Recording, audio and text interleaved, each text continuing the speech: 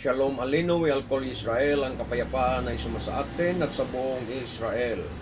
Kinano'y kulim lasot dabar ni Gidaimet ay labiad, biad haimit. Sapagat wala tayong magawa laban sa mga salitang katotohanan, kundi sa pagpanig sa katotohanan. Si Yeshua at ang Yudhiwawhi ay isa ayon sa Juan 10:30. Part 2 na ho ito mga kapatid. Pero mayroong nagtanong sa akin tungkol dito sa Juan 8:16 kung ano daw ang explanation ko dito. At humatol man ako, tama ang aking paghatol, sapagkat hindi ako nag-iisa sa aking paghatol, kundi kasama ko ang Ama na nagsugo sa akin. Si Yeshua bilang tao at bilang anak, siya ho ay pinadala o sinugo ng Ama. Pero bilang Diyos, si Yeshua ho, siya ang Ama. Bilang Diyos, si Yeshua, siya ang Ama. Tulad sa sinabi ng Yudhiwawhi dito sa Exodus 3:15, God said to Moses, I am who I am. This is what you are to say to the Israelites. I am has sent me to you.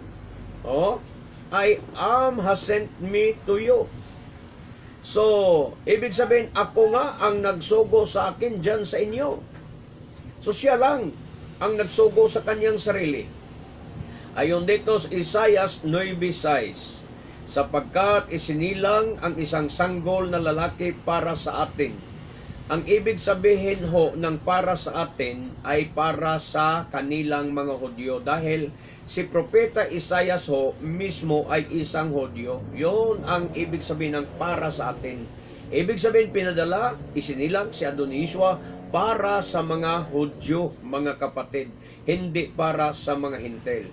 Yan ho ang ibig sabihin ng salitang para sa atin. So ibig sabihin na si Yeshua HaMashiach ay isinilang para sa mga Hudyo. Ibibigay sa kanya ang pamamahala at siya ay tatawaging kahangahangang tagapayo, makapangyarihang Diyos, walang hanggang Ama, prinsipe ng kapayapaan. So si Yeshua, maliwanag dito na siya ang makapangyarihang Diyos at walang hanggang Ama. Pero balikan natin ang King James Version, mga kapatid. For unto us a child is born, unto us a son is given, and the government shall be upon his shoulder, and his name shall be called. Hindi sinabi, and the child shall be called. Tingnan yung maigi ito, ang Isaiah 9:6, and his name shall be called. Hindi sinabi, and the child shall be called, but his name shall be called. Ibig sabihin, na hindi ang bata ang siyang tatawagin na Wonderful Counselor, the Mighty God, the Everlasting Father, the Prince of Peace, kundi ang pangalan pala ng bata, mga kapatid, ang siyang tatawagin na the Mighty God and the Everlasting Father. So, ano ang pangalan ng bata? Yeshua HaMashiach ho, mga kapatid, ayon sa Matthew 1:21. Ang pangalan ni Yeshua pala ang siyang tatawagin na makapangyarihang Diyos at walang hanggang Ama. Hindi pala ang bata. Malinaw ho ba, mga kapatid? Hindi ang bata ang Everlasting Father, kundi ang pangalan ng bata na Yeshua HaMashiach, mga kapatid. Dahil ang bata ay pinadala lamang o sinugo lamang, yung body mga kapatid, sinugo ho yun, pinadala lang ho yun. Pero ang pangalan ng body, ang pangalan ng bata, mga kapatid, yun ang makapangyarihang Diyos. Ang bata, tinatawag lang na anak, mga kapatid. Ngunit ang Diyos, ang pangalan ng anak, na siyang Yeshua HaMashiach. So, ayon sa 8:16 ng Juan. Pero ang pangalan niya, ni Yeshua, yan ang Diyos Amang, mga kapatid, ayon sa Isaiah 9:6. So malinaw na ang pangalan ni Yeshua ang siyang makapangyarihang Diyos at walang hanggang Ama. Ayon din dito sa Isaiah 7:14. Dahil dito si Adonai mismo ang magbibigay sa inyo ng palatandaan. Maglilihi ang isang dalaga at magsisilang ng isang sanggol na lalaki at tatawagin sa pangalang Emmanuel. So, si Yeshua ang siyang Emmanuel, mga kapatid. So, according yan sa Matthew 1:21. Magsisilang siya ng isang batang lalaki at Yeshua ang ipangalan mo sa sanggol sapagkat ililigtas niya ang kanyang bayan sa kanilang mga kasalanan. So, balikan natin ang sinabi ko kanina, ang sanggol hindi ang tinatawag na Almighty God o Mighty God o Everlasting Father, kundi ang pangalan ng sanggol na Yeshua HaMashiach. Talatang 22, nangyari nga ang lahat ng ito upang matupad ang sinabi ng Panginoon sa pamamagitan ng propeta. Talatang 23, maglilihi ang isang birhen at magsisilang ng isang sanggol na lalaki at tatawagin itong Emmanuel. Ang kahulugan nito'y kasama natin ng Diyos. Kung kasama mo pala si Yeshua HaMashiach, mga kapatid, edi kasama mo na ang Diyos dahil yan ang kahulugan sa pangalang Emmanuel. Ngunit, kung ang paniniwala mo ay dalawa ang Diyos, na si Yeshua at ang Ama ay magkaiba, so sumasalungat ka na sa Deuteronomio 6:4. Shema Yisrael, Adonai Eloheinu, Adonai Echad. Hear, O Israel, the Lord our God, the Lord is one. Paano mo yan ma-harmonize ang paniniwala mo dito kung dalawa ang Diyos mo? The Lord our God, the Lord is one. Isa lang ang Diyos. Pangalawa, mo contradict ka din sa Isaiah 43:10 hanggang 11.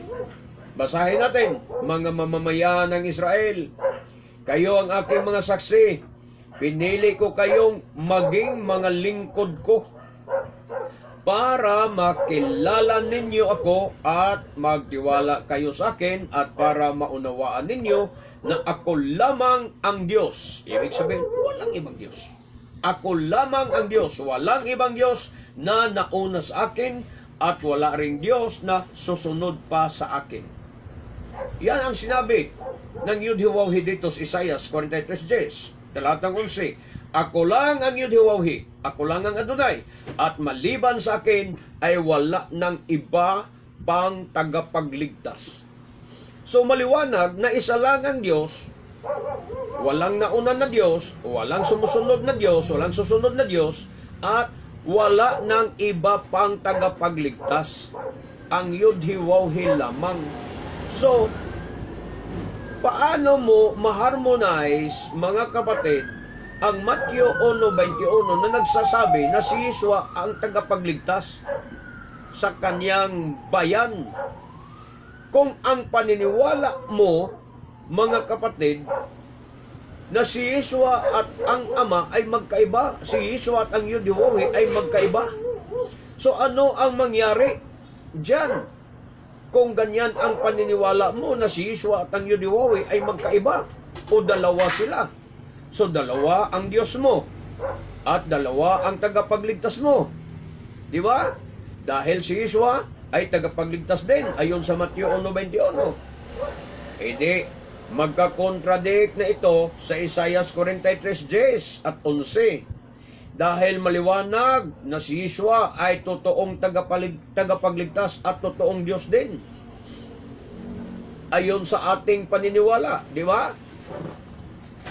Tayo naniniwala na si Yeshua ay totoong tagapagligtas at totoong Diyos din. Ayon sa ating paniniwala.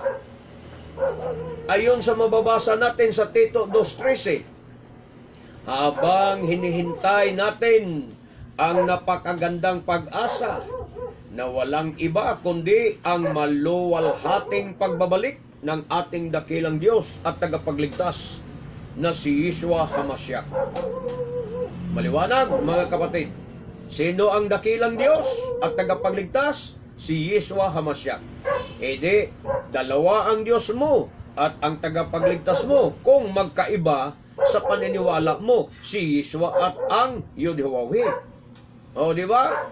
Kung ganyan ang paniniwala mo, pinatunayan mo na ang Biblia ay magkasalungat at hindi harmonize ang mga talata nito. Kaya, ang tamang paniniwala, ang tumpak na paniniwala, si Yeshua at ang Yod-Heh-Wah-Heh ay iisa.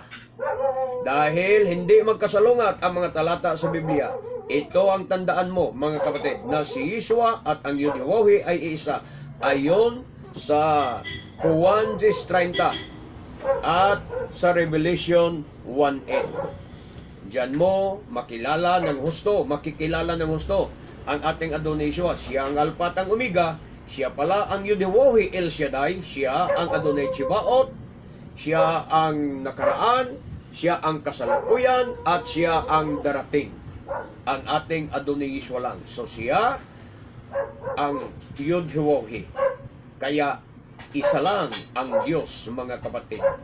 Hanggang sa muli, I love you so much, my beloved brethren. I love you in Adonai, but our Adonai Yeshua loves you more. Yisrael kay, mabuhay ang sambahayang Israel. Baruch Hashem, Elohi Abraham, Elohi Yitzchak, Elohi Israel. Bishem Adonai Yeshua HaMashiach. Amen. Baruch Hashem. Hallelujah. Ito ang inyong abang lingkod sa Adonai, Matef Gedeon Silva, magsasabi sa inyong lahat, mapalad ang taong sumusuri sa banal na kasulatan, naniniwala at tumutupad sa nasusulat dito. Baruch haba, Bishem Adonai, blessed is he who comes in the name of Adonai. Shalom, shalom.